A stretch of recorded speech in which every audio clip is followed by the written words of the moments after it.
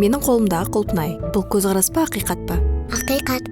Мендегі құлпынай сенің қарыпсыңнан дәмді. Бұл ше, көзқарас па әлде ақиқат па? Көзқарас. Сол себепті мендегі құлпынай сенің қарыпсыңнан дәмді дегенім, бұл адамның жеке Көзқарасы. ешқандай да Ақиқат емес. Ал егерде мектепте біреу сенің киімің онша емес, аяқ киімің ұсқынсыз екен дейтін болса, бұл олардың Жеке көзқарастары. олардың жеке көзқарастарына бола бізге күні бойы көңілсіз болып жүрудің қажеті жоқ, солай ма? Солай.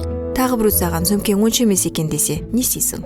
Ол сенің жеке көзқарасың. Өзіме ойнаса болды. Дұрыс. Бірдей затты біреу ұнатады, енді біреу ұнатпайды. Біз басқаның не ұнататынын және оның көзқарасын басқара алмаймыз. Келесте саған бір сыныптасың, сен маған ұнамайсың, енді сен мен ойнамаймын десе қайтесің? Ойнамасаң ойнама, мен түк те жаман емеспін. Бір-бірімізді ұнататын дос тауып ойнайық. Дұрыс. Сен мен біреу ойнамаса, ол сенің жаман бала екеніңді білдірмейді. Солай ғой? Солай.